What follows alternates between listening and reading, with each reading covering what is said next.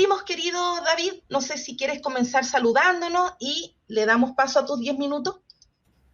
Primero que todo, me gustaría saludar a todas las personas que están a través de las redes sociales, ¿cierto? Que llegaron por Investigando la Historia y a través de Religión al Descubierto. Realmente es un verdadero honor participar en cada uno de los debates a los que puedo asistir. Y una cosa que les prometo es que vamos a tratar de ser lo más académico posible en cada uno de los conceptos y cosas que vamos a hablar, así que tomen apuntes, nota y al final saquen sus propias conclusiones de las cosas que vamos a hablar hoy día. Así que muchas gracias a todos los que están conectados. Excelente. Entonces partimos con tus 10 minutos, desde ahora ya.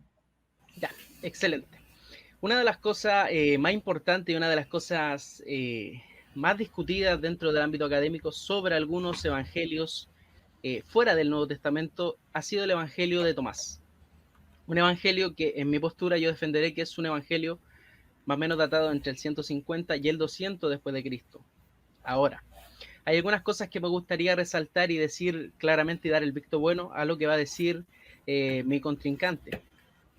3 puntos principales. Primero, yo soy de la mayoría que creen que todos los evangelios, Apocalipsis, Hechos son posteriores al siglo segundo o anteriores más o menos al 150, 175 aproximadamente. Dos, priorizo la prioridad marcana dentro del ámbito de los evangelios sinópticos y creo que esta es la tesis más defendida por historiadores, filólogos, académicos de la crítica textual, historia antigua, historia clásica, al menos que se basen en el Nuevo Testamento. Ahora, quiero decir estos puntos y, por ejemplo, el tercer punto también es que si es que mi contrincante puede tener una buena defensa con lo que es el Evangelio de Tomás, nosotros entendemos que el Evangelio de Tomás es una colección de dichos, en cierta manera, sin algún rumbo, que proviene de susodicho Tomás, que es el autor, como dice el versículo 0, por así decirlo, del texto. Ahora, nosotros como historiadores sabemos que la primera vez que empiezan a escribirse cosas sobre Jesús de Nazaret, empiezan por una colección de dichos. La teoría más reconocida es la fuente Q, y es hoy en día una de las más defendidas en el ámbito académico. Así que mi compañero dijo que íbamos a ir analizando prácticamente punto por punto y después quiero escuchar la evidencia que va a mostrar nuestro compañero. Estoy muy entusiasmado para escuchar qué es lo que tiene que decir. Pero empezando con el, entre comillas, versículo 0, empezamos ya con unos problemas iniciales. Empieza el versículo 0, dice, estas son las palabras, los dichos secretos. Estoy siguiendo la traducción de Antonio Piñero de todos los evangelios, un texto recomendadísimo. Empieza así, dice, estas son las palabras, los dichos secretos ocultos que Jesús el viviente dijo y que escribió Dídimo Judas Tomás. Es interesante, primero que todo, que hay algún sector que nos dice que el Evangelio de Tomás va, entre comillas, unido con el Evangelio de Juan, ya que el Evangelio de Juan sería como una respuesta al Evangelio de Tomás, según algunos académicos. Sabemos que el Evangelio de Juan es uno de los que da más protagonismo, entre comillas, al personaje de Tomás, como Juan 11:16, Juan 14:5 y el famoso caso sobre la duda de Tomás. Ojo, las primeras dos menciones son totalmente parciales, no hay ningún tipo de desprestigio hacia lo que es la persona de Tomás. Y en el último se presenta como alguien incrédulo. Ahora, en el material sinóptico también se nos presentan a los discípulos como incrédulos. Según lo que yo creo, Marcos, el primero escrito, se nos menciona en Marcos 16:11, donde todos eran incrédulos. Después, entre comillas, de la resurrección de Jesús, Marcos 16:13, también se nos menciona que ellos tampoco le creyeron a las personas que habían dicho haber visto al Jesús resucitado. Mateo posteriormente, Mateo 28:17, Lucas 24:11 y Lucas 24:41. Entonces, el tema, y a lo que voy directamente, es que no se trata de humillar, entre comillas, a la figura de Tomás como una escuela antagónica a lo que está escribiendo Juan, sino que simple y llanamente es uno de los detalles que se ve, al menos en las primeras fuentes datadas, como lo que yo supongo que es Marcos. Otro problema es el título de Dídimo, Judas, Tomás. Ahora, el concepto de Dídimo, Tomás, se encuentra dentro del Evangelio de Juan, en Juan 20:24. Pero hay un detalle aquí interesante, es el nombre completo de Dídimo Judas Tomás, que es la primera cosa en la que se afirma el Evangelio. Este nombre lo podemos encontrar en una de las leyendas que cuentan sobre los viajes misioneros de Tomás en Siria junto con Tadeo, una historia que habla del rey Abgar de Edesa. Eso lo podemos encontrar en la escritura de Eusebio de Cesarea, historia eclesiástica 1, 13 y capítulo 3, versículo 1. Efrén el Sirio igualmente menciona esta historia y Egerio escribe nuevamente esta leyenda. Por ende, ¿en qué importa tanto estos detalles que estoy mencionando? Importan porque en el único lugar, o al menos en algún sector donde se mencione con el nombre completo a Tomás, es en la iglesia de Siria. Y me gustaría retar a mi contrincante a que se pueda ver o que pueda dar alguna mención donde en algún momento en la iglesia primitiva se pueda ver este título fuera de la iglesia de Siria, ya que yo creo que su datación proviene de, obviamente, este lugar, y también creo que la versión siriaca es muy anterior a la griega. Otro punto bastante interesante es que los textos del primer siglo no poseen el nombre del autor textual. En la vida de los 12 Césares, Suetonio no se presenta como el escritor, solamente menciona a su padre, Suetonio Lenis, en el capítulo de Salvio Otón, capítulo 10. En la antigüedad judía, Flavio Josefo tampoco se presenta a sí mismo como el autor, aunque sí en la Guerra de los Judíos hizo autobiografía.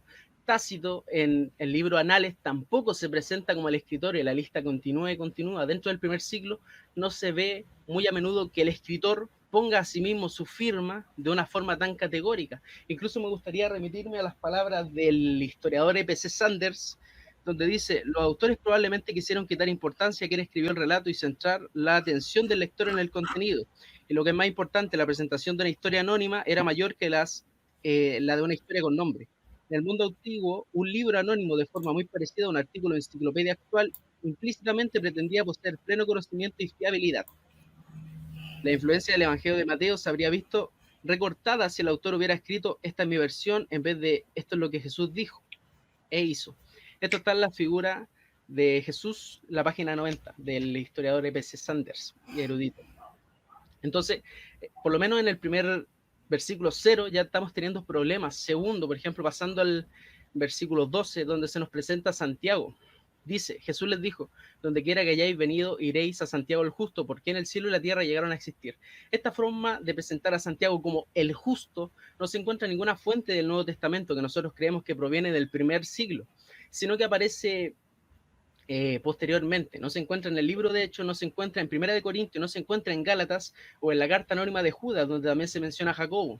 Entonces, ¿de dónde proviene? Ni siquiera el testimonio flaviano, la segunda parte, el capítulo 20, 9:1, donde se menciona a Jacobo, como el hermano de Jesús que apiedrado por el Sanedrín, tampoco se menciona este tipo de apodo. Este apodo, según nosotros creemos, la primera mención viene por medio de Orígenes, en su comentario al libro de Mateo, en donde se menciona a Santiago como el justo.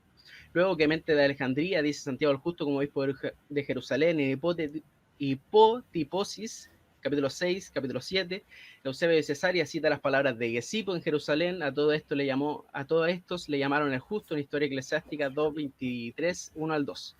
Entonces, viendo estos puntos, sabemos que incluso Santiago, según este mismo apodo, tampoco proviene de las fuentes más tempranas. Segunda cosa, hay una reinterpretación gnóstica. Por ejemplo, aquí se explica que una persona común y corriente es el responsable de que exista el cielo y la tierra. Y también se hace una reivindicación de personajes, según lo que nosotros entendemos, por parte de lo que era Jacobo, uno de los pilares de la iglesia, pero al menos en el libro de Hechos, durante los primeros capítulos, antes de que aparezca Pablo, una de las personas más centrales es Pedro. Viendo otros puntos, serían los desarrollos posteriores, respuestas posteriores. Una de las cosas que el texto no se salva es que responde a varios problemas que el cristianismo ya tenía. Dos casos que tengo, por ejemplo, anotados son el capítulo 27, o sea, la Legión 27, donde se nos menciona y nos dice: no observáis el sábado, como un sábado no veréis al Padre.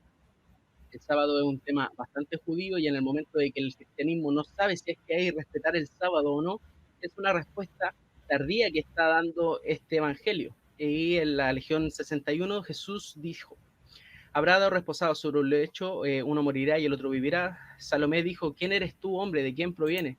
Te has reclinado sobre mi lecho y has comido en mi mesa. Jesús le dijo: yo soy el que proviene del que es igual. O sea, aquí ya tenemos ya una afirmación de divinidad como la que se encuentra en el Evangelio de Juan, y no anterior como las afirmaciones de divinidad que se encuentran en los evangelios sinópticos, que son más sobrias. mas sido de entre lo perteneciente a mi Padre, y yo soy tu discípula. Por ello te digo, cuando alguien se hace igual, será lleno de luz, pero cuando se separe, estará lleno de tinieblas. También esto del tema del discipulado directo, nosotros sabemos que Jesús tenía discípulas, pero en ningún momento, por ejemplo, se menciona algún rol o algún cargo de alguna Quedan mujer. 20 segundos. Así que después, más adelante, les voy a seguir hablando sobre algunas explicaciones teológicas y añadidos teológicos del texto. Muchas gracias. Ok. Listo, entonces le damos el paso a los 10 minutos de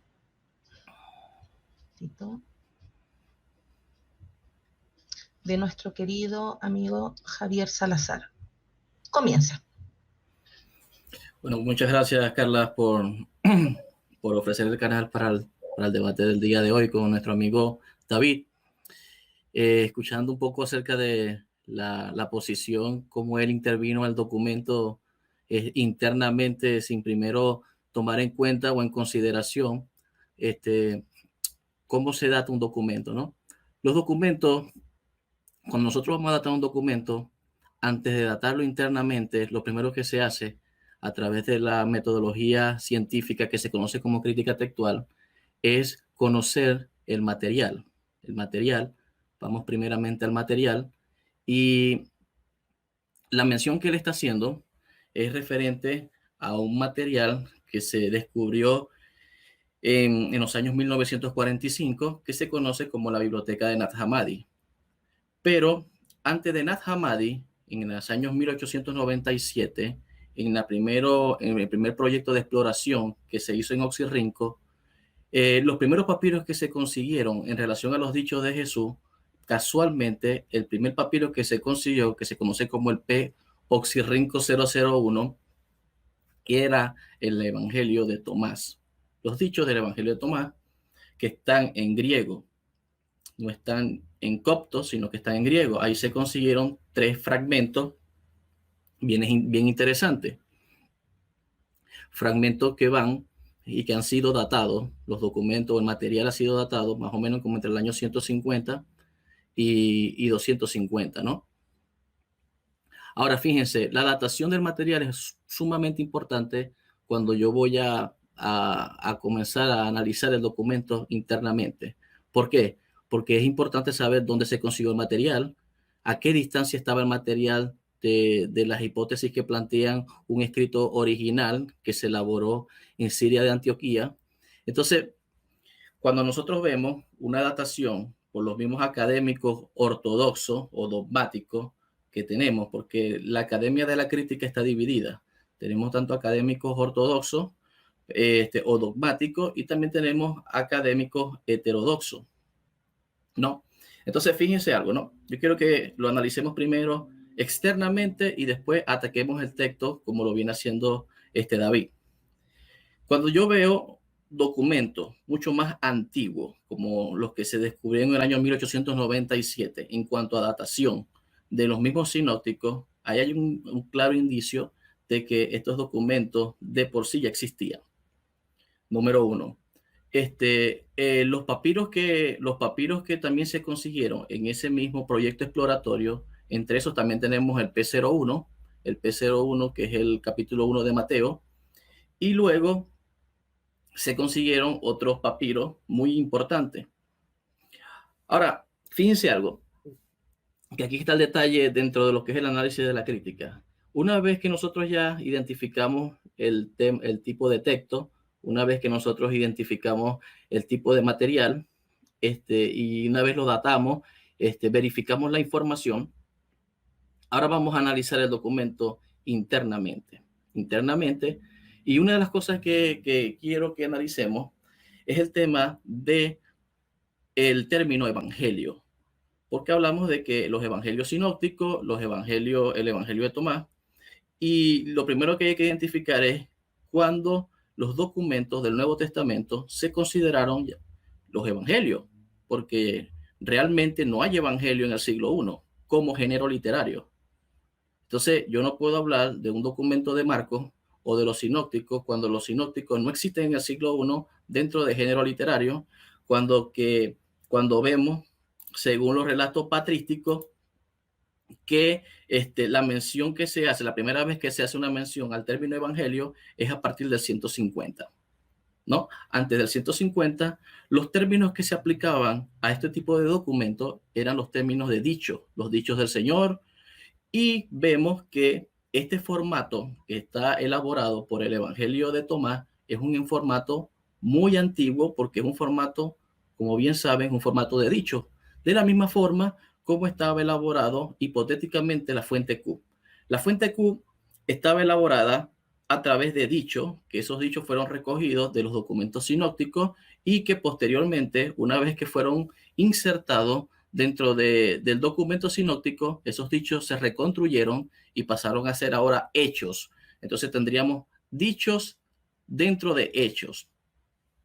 Y luego, esa etapa redaccional, porque también hay que entender de que este documento llamado el Evangelio de Tomás no es un documento que fue elaborado por una sola persona en un solo tiempo.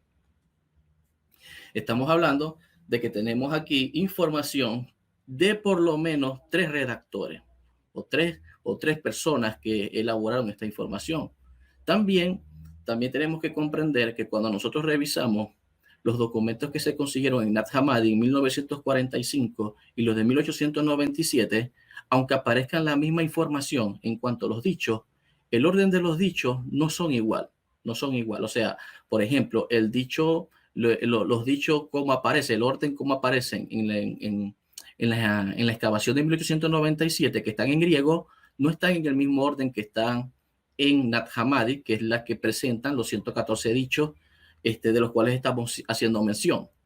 Entonces, ahí cabe también la opción hipotética de que probablemente este documento se haya elaborado de diferentes fuentes y que no, y como era un documento de dicho, no presentaba un formato estándar, o sea, no había una secuencia de dicho estándar, sino que eran dichos sueltos, ¿no? Como se dice que había muchos, los primeros que se escribieron, los primeros dichos que se elaboraron de Jesús eran dichos sueltos. Entonces, probablemente, de acuerdo al formato que tenemos de este documento, el cual yo no llamo evangelio, para mí no es un evangelio, sino que, o si lo llamaríamos evangelio, le pudiésemos dar la categoría de un evangelio de dicho, es muy anterior a los sinópticos en algunas, digamos que en algunos dichos. No estoy hablando que es en los 114 dichos, creo que sí hay información dentro de los 114 dichos que son posteriores a los sinópticos.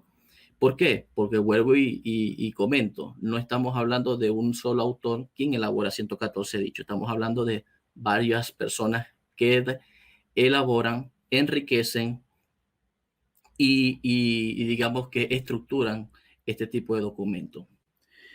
Otra de las cosas es que, como hace mención David dice que el manuscrito, en este caso el documento que él está citando, que por cierto es el documento de 1945,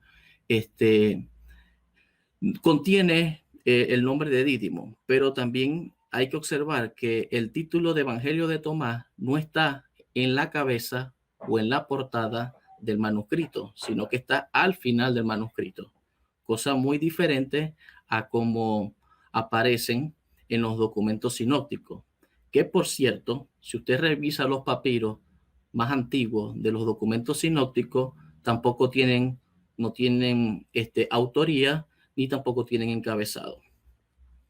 Entonces, ¿qué es lo primero que nosotros debemos entender? Que no estamos hablando ni de los documentos sinópticos como un único documento, ni del documento llamado el documento de Tomás como un único documento. Estamos hablando de documentos que se fueron elaborando y enriqueciendo, ¿no? Ahora, estamos hablando de 114 dichos, de los cuales, en el caso de Mateo, comparte más de 80 dichos con Tomás. Algunos dichos son dichos casi que calqueados, otros dichos no son casi que calqueados. Pero lo interesante es que el amigo David dice que le da la prioridad a Marcos, ¿no? A mí me gustaría hacer algunos ejercicios para que viésemos realmente quién tiene la prioridad en algunos dichos, como por ejemplo el dicho de los labradores malvados, que tiene Marcos, también lo tiene Mateo y también lo tiene Lucas, y también lo tiene el Evangelio de Tomás, el llamado Evangelio de Tomás o Quinto Evangelio, para que veamos que de acuerdo a los criterios que la crítica textual se ha formulado ya hace casi más de 100 años, la información del Evangelio de Tomás es mucho más antigua en muchas de las secciones.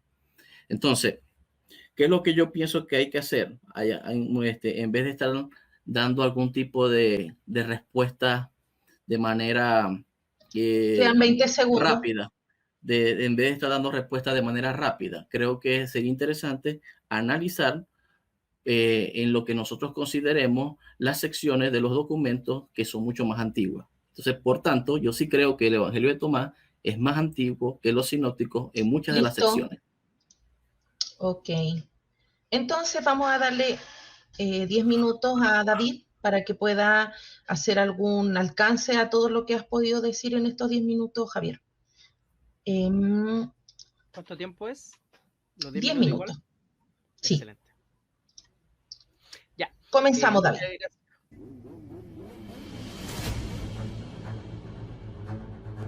Que su entrevista ha sido, yo diría que la más técnica de cuantas me han hecho en los últimos 20 años. Nada más, es bastante. Con el oír, sino que tomemos decisiones y entendemos que también este mensaje, ya no digo solo este directo, sino el mensaje de Jesús pueda llegar cada vez a más personas. Es un mensaje que cambia vidas y que transforma el mundo y lo hace para bien. Soy el camino, yo soy la verdad, yo soy la vida. Juan 14:6, nadie llega al Padre si no es por mí. Entonces, si Jesucristo me enseña que Él es el único camino al Padre y luego otras personas dicen otras cosas, pues de nuevo, ya que soy protestante, ya que estoy comprometido con sola escritura, me someto a la autoridad de Jesús. Digamos que le da peso a la hipótesis de que la primera causa es puramente actual. Y la ventaja que esto tiene para el teísmo es que luego prácticamente todo el resto de atributos divinos clásicos se puede ir deduciendo de esta noción. Hago un llamado a todos los cristianos a que vayan a la Biblia, a que no crean simplemente porque alguien lo dijo. No me creas porque yo te lo digo. Créelo, sí y solo sí, que está en la Biblia.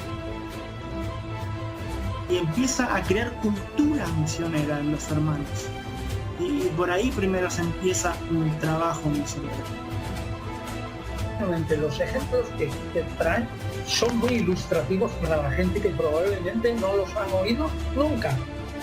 Al menos que hayan leído, por ejemplo, el libro de Raymond Brown o algo así, donde están esos ejemplos, sin duda alguna.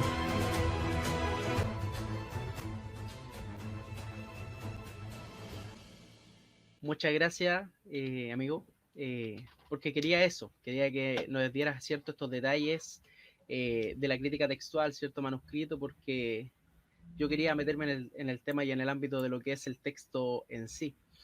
Según el análisis que he estado haciendo durante esta última semana, me di cuenta que dentro, quizás podemos tener números distintos, pero dentro del Evangelio de Tomás pillé prácticamente 34 logias que hay dentro del libro de Mateo, un 30% aproximadamente, 7 logias que podrían ser textuales del libro de Marco, 17 logias que podrían ser del libro de Lucas, y 2 logias que yo las encuentro que provienen del libro de Juan, o sea, podríamos decir un 2%, un 54% aproximadamente de cosas que vienen del Evangelio Mateo, Marco, Lucas y Juan.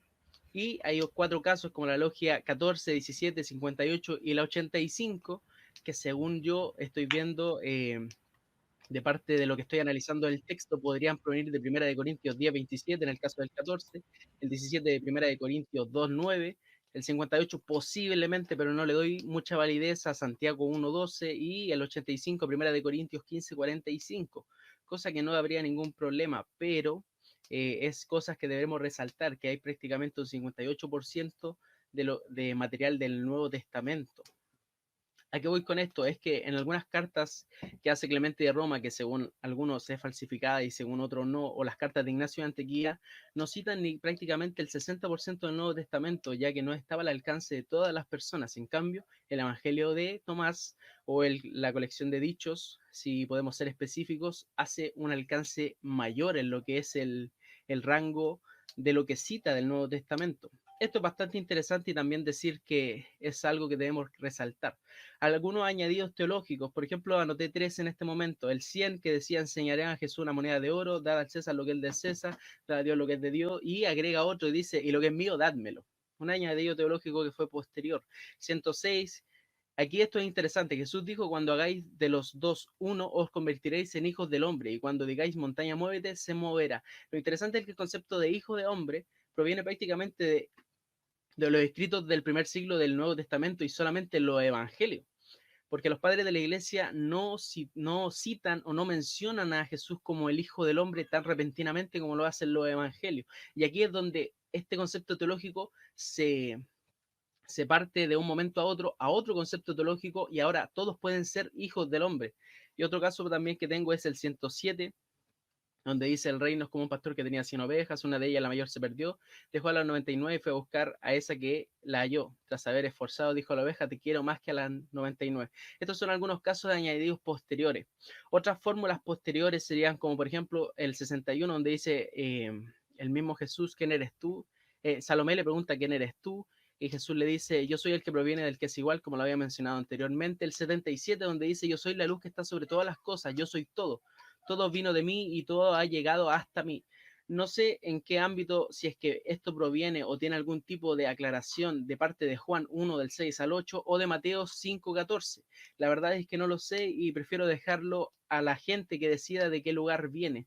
Pero aquí ya se menciona una forma de divinización a la figura de Jesús de Nazaret que no aparece en los evangelios sinópticos, sino que aparece de una forma más judía que en el evangelio de Juan, como se menciona como el logos, como un concepto aristotélico. El 13, donde nos dice: Jesús dijo a sus discípulos: comparadme, decidme a quién me parezco. Simón Pedro le dijo: te pareces a un ángel justo. Mateo le dijo: te pareces a un filósofo sabio. Tomás le dijo: maestro, mi boca no podrá en modo alguno decir a quién te parece. Jesús dijo: yo no soy tu maestro, puesto que has bebido y te has embriagado, etcétera, etcétera. Aquí lo interesante es que la comparación del filósofo sabio es una cosa disparatada en lo que es en Palestina, al menos en la época de Jesús, si es que proviene de la época de Jesús. Por ejemplo, sabemos que habían sabios lacónicos, pero se sabe solamente de un caso y una persona que no tuvo grande influencia dentro de Palestina, así que podríamos seguir así y así. En la logia 30, donde dice: donde hay 3, hay dioses. Donde hay 2 o 1, yo estoy con él. Esto es una explicación extensa de lo que es Mateo 18:20. Ahora, no sé en qué contexto está diciendo la primera frase: donde hay 3, hay dioses. Quizás puede ser alguna alusión a la Trinidad. La verdad es que no lo sé. Hay varias fórmulas gnósticas, como el 3, donde nos dice que el reino está en el cielo, entonces los pájaros del cielo se lo adelantaron. Si os dicen: está en el mar, entonces los peces os adelantaron. En cambio, el reino está dentro de vosotros y fuera de vosotros. Ahora, hay algunas personas que tratan de hacer una conexión de esta logia con lo que es Lucas 17:21, que dice: no dirán helo aquí y helo allá, porque aquí el reino de Dios está en vosotros. Algunas versiones dicen no, eso. Hay otras que dicen: está entre vosotros. Pero según lo que he estado analizando, al menos la postura de Walter en el diccionario bíblico de Thailand, página 207, si es que pueden buscarlo, es que traducen entos humón como al alcance de, que estaría mucho apegado al texto, según la conversación que está teniendo Jesús con estos fariseos.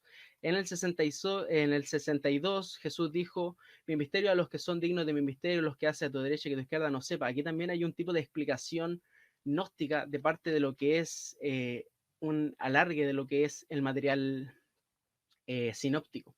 El mismo caso pasa cuando se cambia el nombre de Jesús al Señor al viviente, que también sería una fórmula gnóstica. Otra fórmula gnóstica podría estar en la logia 60.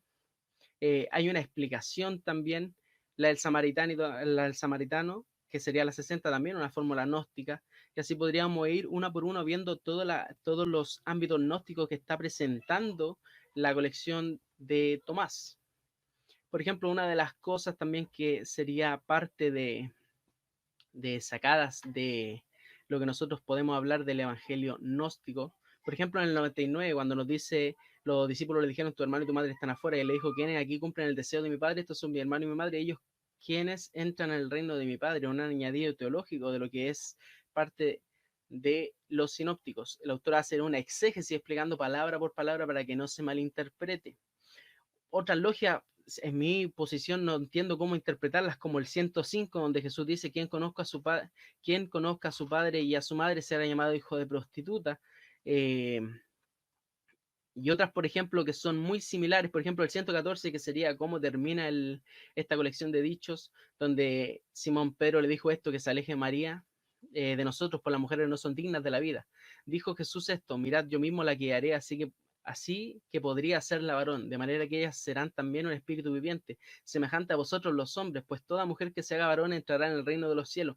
Este tipo de aclaratoria o este tipo de postura va totalmente contraria a lo que es el Jesús histórico dentro de los evangelios sinópticos, sino que se parece más al contenido de lo que está en el evangelio de Felipe, en el evangelio de María Magdalena, en el evangelio de los hebreos y en los textos, el evangelio de los egipcios. Incluso hay algunos que tratan de también hacer varias conexiones con el evangelio de la verdad. Y todos estos textos que, según mi debatiente aquí, no provienen de una antigua tradición, sino que de una posterior, o al menos es lo que había interpretado yo de sus palabras. Entonces, si es que nosotros analizamos cada una de las logias y cada una de las cosas que hay, nosotros podríamos dar a entender de que este material gnóstico por donde se le mire, es totalmente posterior a lo que es el Jesús histórico. Incluso las formas en las que se afirma a Jesús como una divinidad son netamente como las son en el ámbito de Juan y no en el ámbito de los sinópticos. Por ejemplo, los sinópticos, para hablar de la divinidad de Jesús, hablan de él como el novio, como en el Antiguo Testamento hablan de él como el Hijo del Hombre, citando Daniel al Hijo del Hombre junto con el anciano de Días. En cambio, en estas explicaciones que hace la colección de dichos, provienen más de una postura fuera al menos del campo sinóptico, porque presenta más un tipo de evidencia como la que se aplica realmente en Juan. Por ejemplo, algunas de otras explicaciones teológicas que hace esta colección de dichos es en el 46, donde dice: desde Adán hasta Juan, entre los nacidos de mujer no hay nadie más elevado que Juan el Bautista, sacado de los evangelios sinópticos, para que sus ojos no se rompan. Pero yo digo, aquel que de entre vosotros que se haga como un niño conocerá el reino y será más elevado que Juan. Hace una explicación teológica de lo que es un pasaje sinóptico. En el 101 pasa lo mismo. Quien no odia a su padre, entre corchetes, y a su madre del mismo modo que yo, no podrá ser, entre corchetes, discípulo. Y quien no ame a su padre y a su madre del mismo modo que yo, no podrá ser mi discípulo. Pues mi madre, aquí hay una pérdida del texto, pero mi verdadera madre me ha dado la vida. Una explicación bastante teológica y posterior a lo que es el texto en general. Una de las cosas que me hubiera gustado es... Quedan 20 segundos. Que mi contrincante, perfecto, que mi contrincante justo nos dé las logias que vienen del primer siglo para poder hacer una exégesis y al menos hacer una aclaración más profunda de las logias que él entregue. Así que muchas gracias por el tiempo.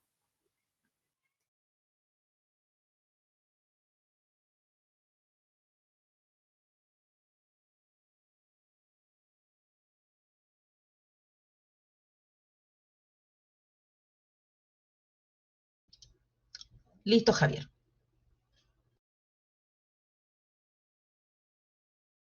Bueno, para hablar un poco acerca explicar algunas logias referentes al primer ciclo. Hay una logia, una de las cosas que tiene el Evangelio de Tomás en sus 114 dichos es que la mayoría son dichos, tiene un par de parábolas como la parábola del sembrador, la parábola de los viñadores o labradores malvados.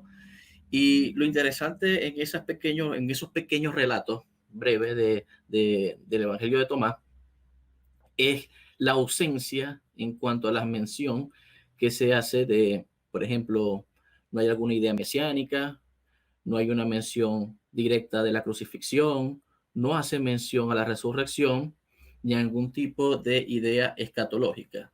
Ahora, ¿por qué este tipo de documentos omite este tipo de información? Porque debemos entender de que en el siglo I no hay un formato como ya lo tenemos a partir del siglo II, estructurado o que se estructuró basado en lo que es la estructura de los evangelios.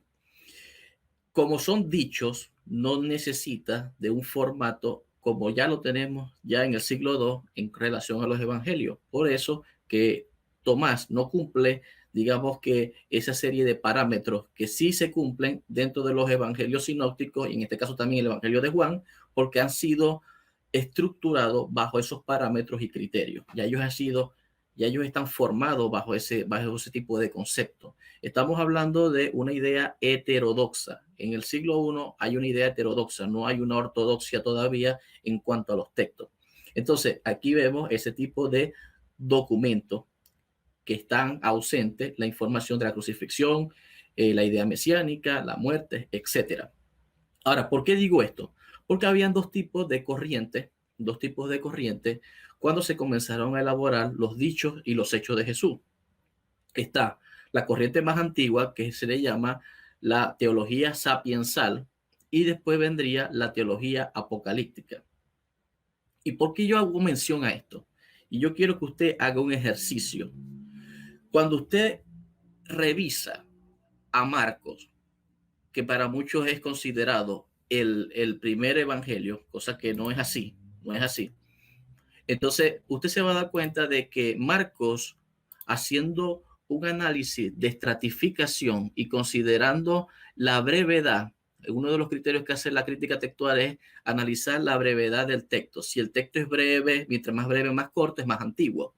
Pero entonces usted analice a partir del capítulo 2 hasta el capítulo 20, hasta el capítulo 12 de Marcos, y compare la brevedad con los sinópticos de Mateo y Lucas, y se va a dar cuenta que la mayoría de los discursos que aparecen del capítulo 2 al capítulo 12, Marcos es más largo que los sinópticos, en este caso de Mateo y de Lucas.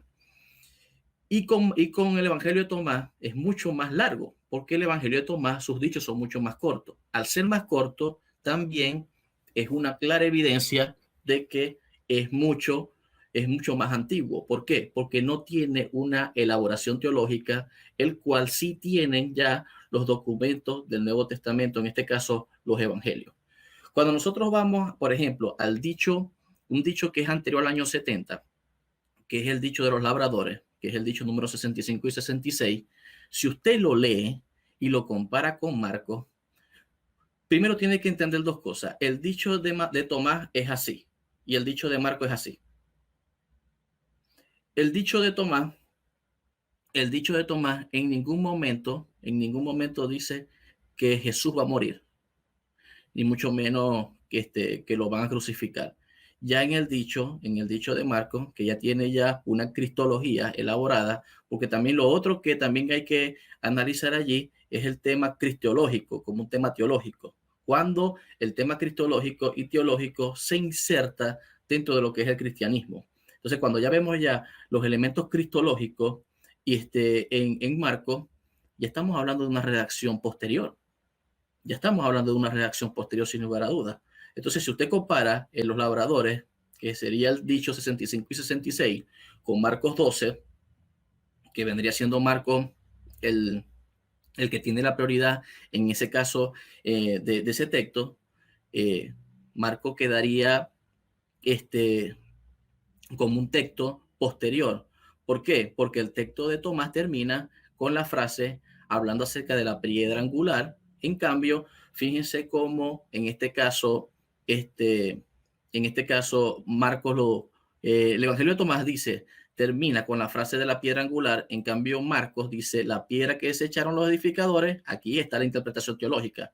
Ha venido a ser cabeza del ángulo. El Señor ha hecho esto y es cosa maravillosa a nuestros ojos. Y procuraban prenderle porque entendían que decía contra ellos aquella parábola, pero temían a la multitud y dejándoles se fueron. Otra parábola también que considero que también es muy antigua también, y considero que también es de antes del año 70, es la parábola del sembrador. La parábola del sembrador también considero que es una parábola bien antigua dentro de los relatos. Y una de las cosas es que cuando usted compara la parábola del sembrador, ni siquiera Marcos tiene la prioridad en esa parábola, no la tiene. Porque cuando usted hace el análisis entre los sinópticos, se va a dar cuenta que quien tiene la prioridad en los sinópticos es Lucas.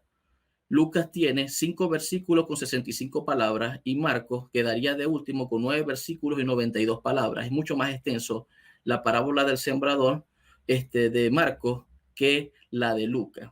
Lo otro también es que en el dicho 9, que es donde aparece la parábola del sembrador, en Tomás es súper pequeña en relación a los evangelios sinópticos. Otra parábola que también creo que es o otro dicho que también creo que también es muy antiguo, y aparte que también es antiguo, los evangelios la toman y la amplifican, es el dicho que tiene que ver con el profeta no es aceptado en su propia casa, su propia aldea. Y ese es un dicho que fíjense cómo lo utiliza Tomás. Tomás hace algo que después Marcos y también los sinópticos hacen, y es la duplicación de dichos en un solo complejo. Utilizan varios dichos en un solo complejo. Y fíjense, en este caso del Tomás, el dicho número 31, que considero también que es antiguo, dice: no hay profeta aceptado en su propia aldea, o un médico no cura a aquello que le conocen. Si se ponen a ver, esa frase que aparece allí, que es la número 31, que estamos hablando de dos dichos en uno, la frase que dice no hay profeta aceptado en su propia tierra, la tiene Mateo, pero también la tiene Marcos y también la tiene Lucas. Pero Lucas, oído con esto, Lucas inserta la segunda parte del dicho que dice un médico no cura a aquello que le conocen. Lucas también tiene un dicho que en el mismo dicho tiene la estructura, dice médico, cúrate a ti mismo. Entonces estamos hablando de informaciones muy teológicas dentro de los sinópticos que se elaboraron posteriormente, no se elaboraron en el tiempo donde ya estos dichos ya existen. También tenemos otro dicho, quiero hacer mención de otro dicho, que es un dicho teológico que David nos mencionó ahorita, que tiene que ver con la confesión teológica en relación a quién es el Hijo del Hombre. Él hablaba acerca de que el Hijo del Hombre era un término que se utilizaba en Palestina, ¿no? O en la parte esa de las zonas norte. Pero fíjense algo, quiero que lo veamos aquí. Realmente la expresión de hijo del hombre, dentro de lo que es el Nuevo Testamento, tiene prácticamente dos significados. Uno es como una especie de título mesiánico que se introdujo en el siglo II. Por eso es la ausencia de que no se hace mención de hijo de hombre en el siglo I como título mesiánico. Y la otra es hijo de hombre como ser humano, el cual si podemos ver podemos rastrear algunas ideas dentro de los evangelios, ¿no? Entonces, con el tema de la confesión teológica, la confesión teológica que aparece en el dicho número 13 de Tomás, que le pregunta a Simón el Pedro, Quedan 20 segundos. ¿Quién dicen que soy cada uno? Y dice que es filósofo. Realmente la respuesta que está dando él es una respuesta más sapiensal que filosófica. Entonces, no podemos nosotros considerar de que porque aparezca el término filósofo sabio, está haciendo a una alusión a un texto tardío. Listo. Ok, entonces ahora para finalizar voy a dejarle 5 minutos a cada uno para sacar sus conclusiones y luego les tengo una pregunta del público que va dirigida a David y otra a Javier. Así que estos 5 minutos quedan para ti completos, David. Empezando desde ahora. Muchas gracias. Algo que decir es que sí tiene un orden. Tiene un orden como los del Nuevo Testamento. Les recomiendo un libro que puedan leerlo, del autor Armand Pout, que el texto se llama 10 textos gnósticos, y en el momento en el que empieza a nombrar el tema del orden cronológico que está interno dentro del texto del Evangelio de Tomás, es de la página 86 en adelante. Ahora dice que el Evangelio de Tomás está dividido en denominación A, denominación B, dividido por el capítulo 55 en adelante. Hay una conexión entre el 54 al 57, luego con el 53 al 60, 48 al 61, así sucesivamente. Vayan a leerlo, por favor. Es un tema bastante interesante y sí tiene un orden y muy bien elaborado. Ahora, no sé si es que mi contrincante va a decir que proviene de la segunda elaboración del Evangelio de Tomás y no la primera. Ahí se lo dejo a sus propias conclusiones. En lo que a mí respecta, en conclusión, creo que los evangelios sinópticos son las mejores fuentes para poder encontrar al Jesús histórico. Ahora, En tema de tradiciones, claro, hay algunos hechos y dichos que dice que son más cortos en el Evangelio de Tomás. Ahora, los especialistas no necesariamente dicen que la versión más corta es la que es anterior. Esto no es una frase que es dicha por los historiadores o por lo menos las personas que están catalogadas en tradición oral, sino que muchas veces se hacen resúmenes, se hacen acortes, se hacen disminución de contenido por el tema de a la persona que se le está expresando detalles innecesarios para el mismo autor, etcétera, etcétera, etcétera. Por ende, me parece que una de las cosas bastante interesantes que menciona mi contrincante es que no necesariamente la versión corta es la anterior. Nosotros no creemos que la versión de Marcos es anterior solamente porque es más corta.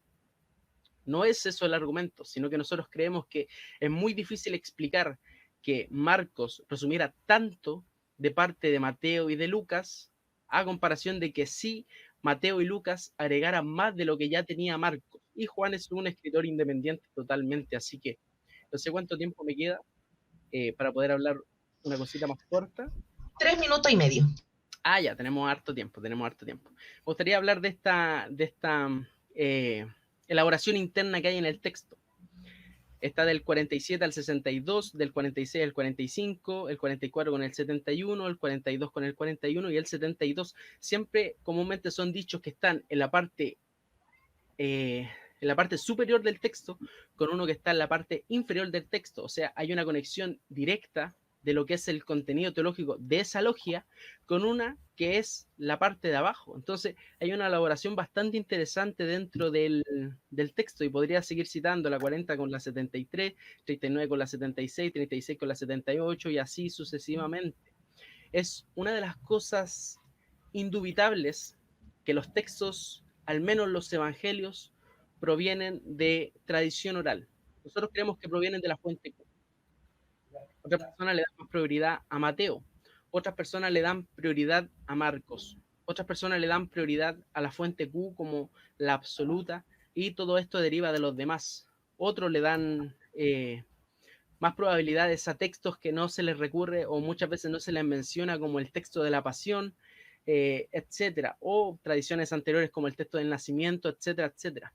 Ahora, lo que nosotros sabemos y al menos la mayoría de historiadores en lo que estamos y lo que tratamos de poner en nuestra visión es que los evangelios apócrifos, contando el evangelio de Tomás, como dice el filólogo Antonio Piñero, son exageraciones y son rellenos de parte de un autor anónimo que no está dentro de la tradición, como decía antes mi compañero. Claro, los evangelios sinópticos no tienen el nombre del autor por el hecho de que están insertos dentro de la tradición patrística.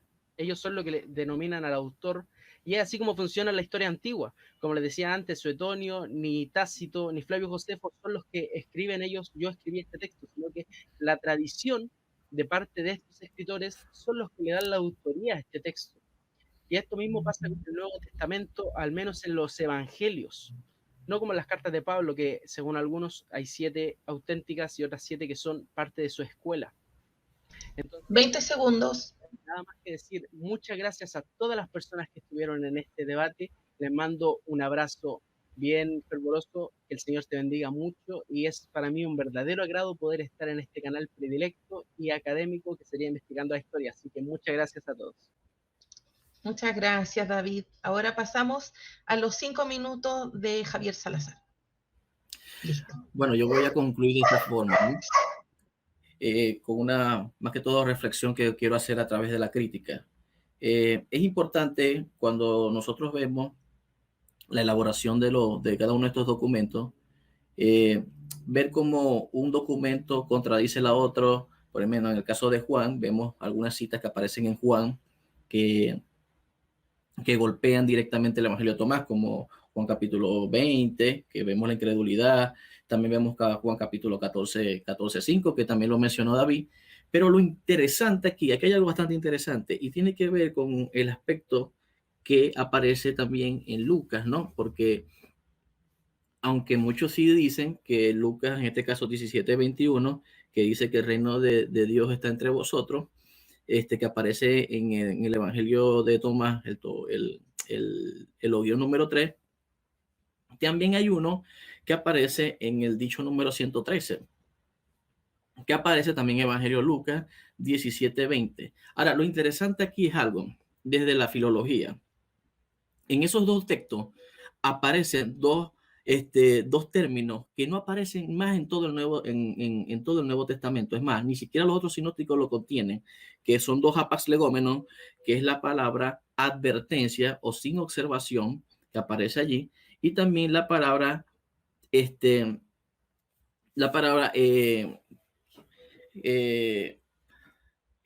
observación, y también entre vosotros.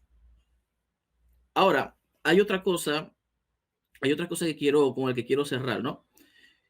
Yo sí creo, pensando directamente el tema del análisis crítico, que quizás no lo pudimos tampoco desarrollar el día de hoy, que los textos mucho más breves, mucho más cortos, son los textos más antiguos. O sea, pasar por encima de ese criterio es como que solamente darle la razón a los textos sinópticos cuando son más breves, solamente los sinópticos. Pero cuando queremos nosotros a veces medir otros textos que no están dentro de los que son textos canónicos, a veces pareciera que esos textos no los consideramos. Entonces, yo sí considero de que la brevedad teológica que tiene Tomás en algunos dichos, no estoy diciendo que son los 114 dichos que tiene Tomás que son anteriores a los sinópticos, es un claro indicio de que son informaciones mucho más antiguas. Son 114 dichos que no solamente comparten con los sinópticos, sino que también comparten con fuente Q. Y también eso es una clara evidencia. El documento también es antiguo, ¿no? Cuando vemos alguna información dentro de Lucas, dentro de Juan, que es información de tensión y debate, como en el caso de Juan, que se escribió a finales del siglo I, entonces te da una indicación de que ya el Evangelio de Tomás, o por lo menos algunos de los dichos de Tomás ya existían ya. Porque si el Evangelio de Tomás, como dicen algunos, se escribió a finales del siglo I, entonces ¿cómo es que el Evangelio de Tomás se escribe posterior y ya haya ese debate tensional dentro de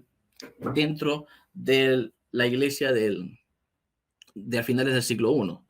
También, para terminar, los textos, más que todo Mateo, Marcos, Lucas, el Evangelio de Tomás, o las comunidades también, al igual que la de Tomás y las de Juan, prácticamente se formaron o se inició su formación en lo que es el sector que se conoce como Antioquía de Siria. Es en Antioquía de Siria donde nacen estos primeros textos, y que no todos los textos que nacieron allí tenían una misma dirección teológica. Unos comenzaron siendo textos sapiensales y otros comenzaron siendo textos apocalípticos. Entonces, unos los fueron adaptando. Lo que hicieron fue que hicieron una adaptación a partir del siglo II, el cual que hizo que esa adaptación, en este caso los sinópticos, llegase a concordar entre ellos. Entonces, ahí es que vemos nosotros la diferencia. ¿Cuál es la diferencia? Que fueron reeditados y fueron elaborados teológicamente en conjunto los sinópticos, y el de Evangelio de Tomás no lo fue.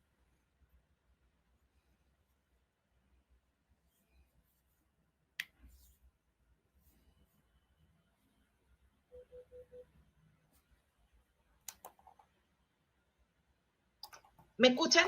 Ahora sí. Tenía el micrófono en mute, perdón. Tengo una pregunta para David Adasme y otra para Javier Salazar, acá en el chat en vivo de YouTube. La primera sería para David Adasme de parte de Walter Hernández. El Hijo de Dios se aplicaba a una persona muy importante en la teología romana. Dominique Crozat dice que el centurión que pincha el costado dice eso porque responde a esta teología romana y no griega. Interesante ese punto de vista, es muy interesante. Antes de responder esa cosita, quiero darle una última información del debate, antes de contestar esa pregunta, es con respecto a que la versión corta no necesariamente es la versión más antigua. A esto me remito a las palabras de Albert Lord, un especialista en literatura eslava y literatura comparada de la Universidad de Harvard, famoso en la literatura épica oral tradicional, que en su libro, aquí tengo el libro, se llama Las limitaciones prácticas, especialista en tradición oral, nos dice que es muy posible que las versiones cortas no necesariamente son resultados de más antigüedad, sino que pueden ser limitaciones prácticas esencialmente. Así que ahí para que lo puedan buscar, el libro es bastante interesante. Ahora sí, volviendo a la pregunta, que quería decir eso para que la gente lo pueda ir a leer. Okay. La pregunta es muy interesante y una de las cosas que yo estoy totalmente de acuerdo. Yo como historiador tengo que ser parcial. Y cuando alguien tiene la razón, yo lo digo, ¿sabes qué? Tienen la razón. Ahora, la diferencia, y claro, en el tema del centurión romano, claro que lo va a decir en un concepto romano, ya que nosotros tenemos que ser honestos a la hora de la investigación y decir que él no era judío, ni tampoco que creía en Jesús, etcétera, sino que simplemente lo vio como un hombre bueno, un hombre sabio, etcétera. Ahora, la diferencia entre el concepto hijo de Dios que tenían las personas como romanos, griegos, las entidades griegas o el concepto muchas veces helenizado en Alejandría por parte de los judíos, a comparación del Hijo de Dios en el ámbito judío, es que nosotros creemos que el concepto en el que se ocupaba al Hijo de Dios en el término de Jesús es el que proviene de parte de los Targumims. Ahora, el concepto de Hijo de Dios que parte dentro de los Targumims, que son comentarios exegéticos y explicativos que estaban en arameo para las personas que no tenían tanto conocimiento en aquella época, y ahí es donde se explica la Memra, el hijo primogénito de Dios. Entonces, en ese concepto, en el concepto judío de Dios y sus emanaciones, es que nosotros creemos que se está hablando en el caso de Hijo de Dios con respecto a Jesús de Nazaret, no en un concepto romano o en un concepto griego, sino que en un concepto judío que ya estaba en los Targumim, y los Targumim son de antes de la época de Jesús. Así que realmente no hay ningún tipo de confusión entre un concepto y otro. Así que yo creo que ese sería el punto de vista y la respuesta. Y vayan a leer los Targumim, donde claramente se muestra la Memra como un ser personificado y un ser con características y personalidad. Muchísimas gracias, David. Muchas gracias por tus aportes. Y ahora pasamos a la pregunta que tenemos preparada para Javier Salazar, de parte de Walter Hernández. Javier, ¿se podría hablar de un evangelio cuele, entre paréntesis Q, en el caso de Tomás, porque solo recoge dichos y hechos, pero no una teología bien elaborada? Sí, como dice don John Dominic Crozan, creo que es un evangelio fuente, independiente. Digo, en muchas de las informaciones, obviamente el texto no hay que ponernos una venda en los ojos. El texto sí está revestido de ideas gnósticas, porque vuelvo y repito y digo lo primero que mencioné en la primera participación. Es un texto que fue elaborado en etapas. Es un texto que está elaborado en etapas, por lo menos en 3 etapas redaccionales está. Muy claramente se ve su elaboración desde la crítica textual. El hecho está de que sí considero de que por lo menos mucha de la información que está allí, que hay que analizarla, obviamente, una de manera particular con la y detallada, ¿no? Una con otra de manera detallada, se puede verificar que la información es mucho más antigua. O sea, es mucho más antigua. Cuando ellos dicen que no se toma en cuenta la brevedad, pero aquí no estamos hablando de cualquier tipo de brevedad, estamos hablando de dichos, no estamos hablando de no estamos hablando de brevedad de hechos, porque la diferencia entre la brevedad o el resumen o lo corto de un versículo o de un complejo, ni siquiera estamos hablando de un complejo, que es lo que tienen los sinópticos. Los sinópticos tienen algo que se llama complejo. ¿Qué es lo que es complejo? Una elaboración de dichos dentro de unos hechos. Entonces, aquí no tenemos esto. Aquí esta información carece, y lo que sucede es que al carecer esa información, hay un vestigio de que la información que está allí realmente es antigua. O sea, sin lugar a dudas, esa información, y vuelvo y repito, no es toda la información. Hay información mucho más antigua que los sinópticos, del cual los sinópticos pudieron haber tomado, ya sea del mismo evangelio de Tomás, o puede ser de alguna fuente hipotética de Q, que sabemos que Q es una hipótesis porque no hay evidencia palpable de que del documento, ¿no? Solo que Q se ha podido reconstruir en función a la información que tiene mayormente Lucas y Mateo. Muchas gracias, Javier. Y bueno, finalizamos agradeciéndole a ustedes dos, tanto a David como a Javier, por la participación, por la seriedad y el respeto que han tomado para este debate. También agradezco a cada una de las personas que a través del chat de YouTube participaron, ya sea con sus preguntas, mensajes o comentarios. Y también quiero invitar a todos los amigos de Investigando la Historia que puedan seguir las redes de David Adasme. Pueden buscarlo en YouTube, en Facebook como Religión al Descubierto, y poder también ver su trabajo en las redes, sus participaciones y todo eso, porque entre todos nos apoyamos. Bueno, saludo a los tres, nos dice Andrés Canales. Llegó al final, pobrecito. Ya podrán ver la grabación después. Así que me despido de ustedes, les dejo ahí un minutito a cada uno para que también puedan despedirse. Partimos con David. Muchas gracias a todos. Realmente fue un debate bastante entretenido. Saludos al último, que los últimos serán los primeros. Muchas gracias a todos. Investigando la Historia es un lugar espectacular. Muchas gracias por la invitación, por el debate.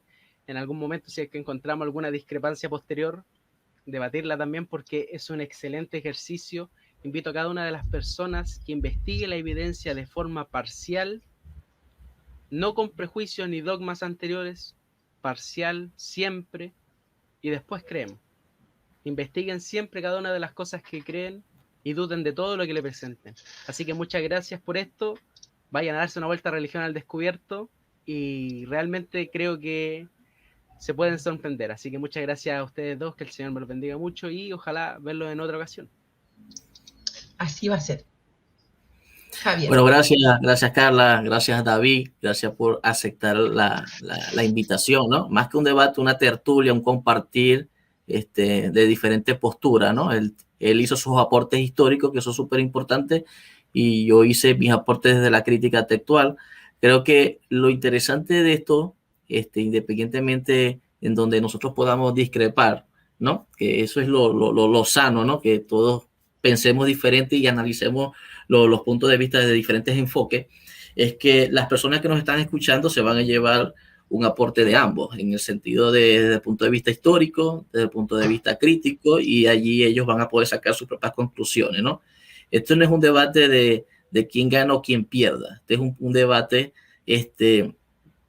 tratando de poner algunos puntos que consideramos académicos, históricos, críticos, y que las personas que nos escuchan a través del canal Investigando la Historia se lleven ese conocimiento y, como dice David, sin prejuicio, sin ningún tipo de digamos que de tensión mental, pensar que lo que estamos nosotros diciendo quizás a muchos les cause cierto alarme, ¿no? Sino más bien todo lo contrario. Vamos a abrirnos a la investigación, sigamos estudiando, sigamos aprendiendo, y la idea aquí es dejar este tipo de información a nuestros usuarios. Así que bueno, Carla, gracias también, David. Esperamos que no sea ni la primera ni la última vez. Si hay otra oportunidad, bienvenido. Así es. Entonces, buenas noches a los dos. Nos despedimos de todos los amigos.